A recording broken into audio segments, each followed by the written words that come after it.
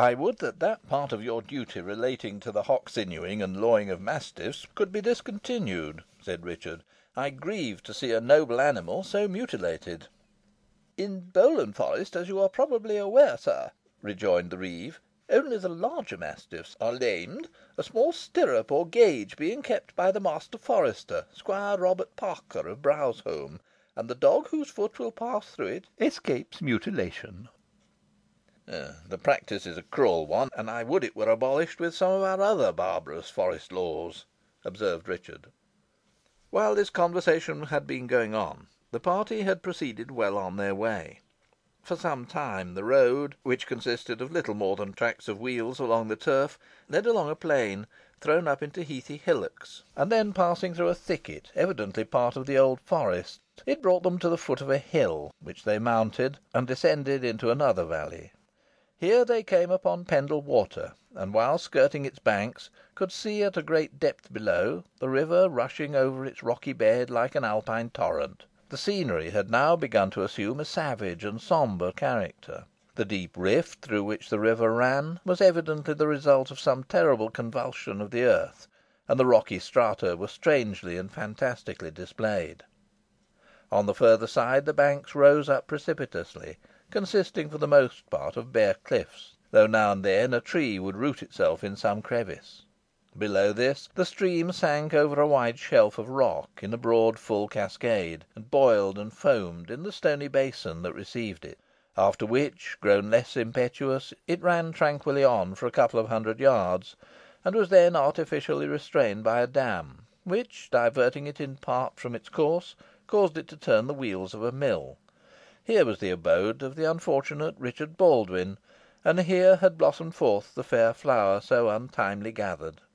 An air of gloom hung over this once cheerful spot, its very beauty contributing to this saddening effect. The mill race flowed swiftly and brightly on, but the wheel was stopped, windows and doors were closed, and death kept his grim holiday undisturbed. No one was to be seen about the premises, nor was any sound heard except the bark of the lonely watch dog.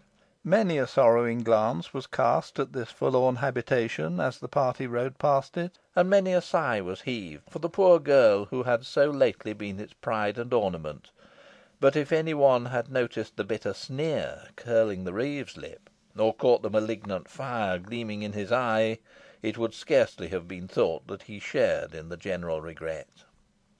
After the cavalcade had passed the mill, one or two other cottages appeared on the near side of the river, while the opposite banks began to be clothed with timber.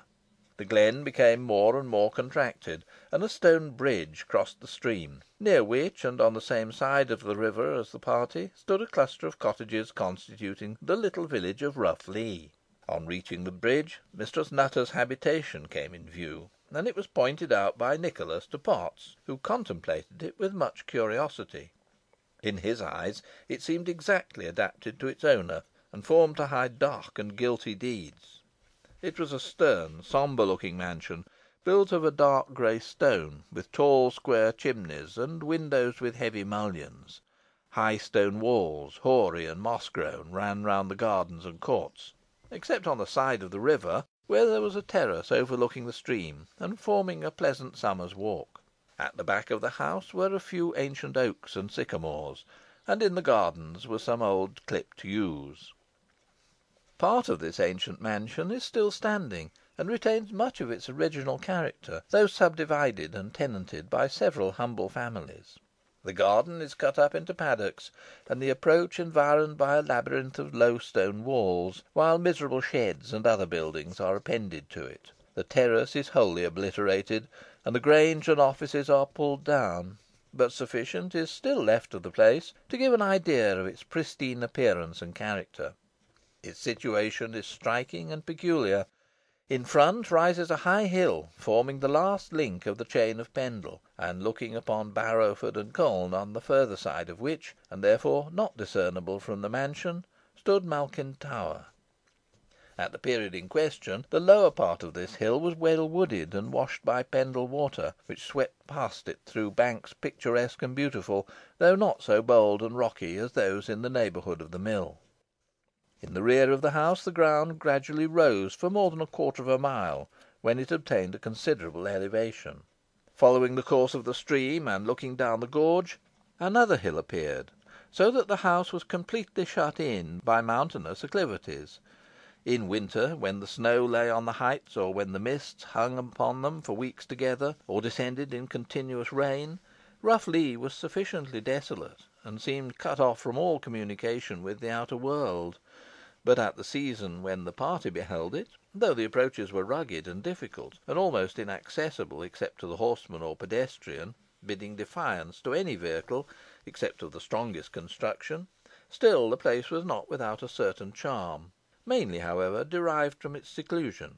The scenery was stern and sombre, the hills were dark and dreary, but the very wildness of the place was attractive, and the old house, with its grey walls, its lofty chimneys, its gardens with their clipped yews, and its rook haunted trees, harmonised well with all around it. As the party drew near the house, the gates were thrown open by an old porter with two other servants, who besought them to stay and partake of some refreshment. But Roger Nowell haughtily and peremptorily declined his invitation, and rode on, and the others, though some of them would fain have complied, followed him. Scarcely were they gone than James Device, who had been in the garden, issued from the gate and speeded after them. Passing through a close at the back of the mansion, and tracking a short narrow lane edged by stone walls, the party, which had received some accessions from the cottages of Rough Lee, as well as from the huts on the hill side, again approached the river, and proceeded along its banks.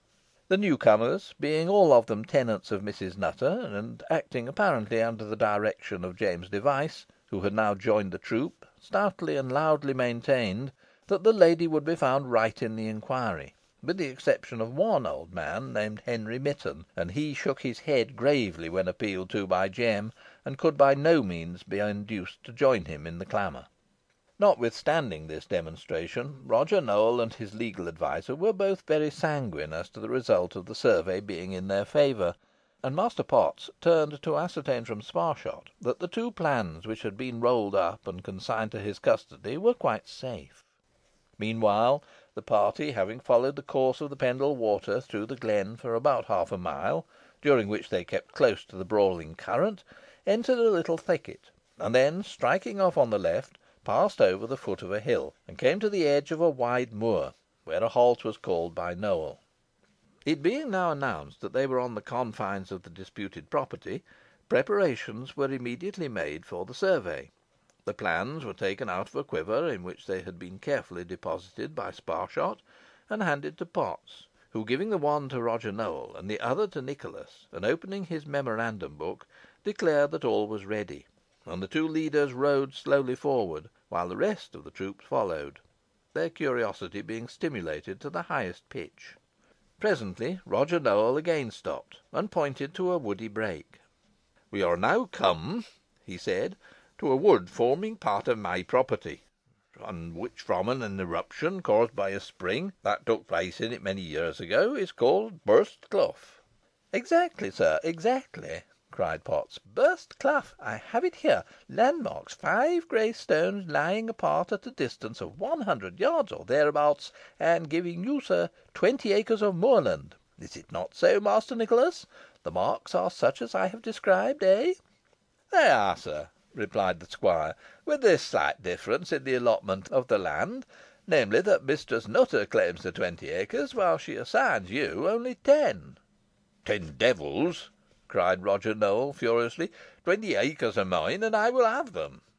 "To the proof, then," rejoined Nicholas. "The first of the grey stones is here." "And the second is on the left in that hollow," cried Roger Nowell. "Come on, my masters, come on." "Ay, come on," cried Nicholas. "This perambulation will be rare sport. Who wins for a piece of gold, cousin Richard?"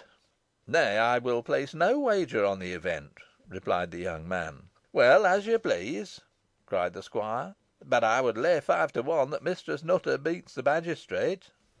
Meanwhile, the whole troop having set forward, they soon arrived at the second stone. Grey and moss grown, it was deeply embedded in the soil, and to all appearance had rested undisturbed for many a year. "You measure from the clough, I presume, sir?" remarked Potts to Nowell. "To be sure," replied the magistrate. "But how is this? This stone seems to me much nearer the clough than it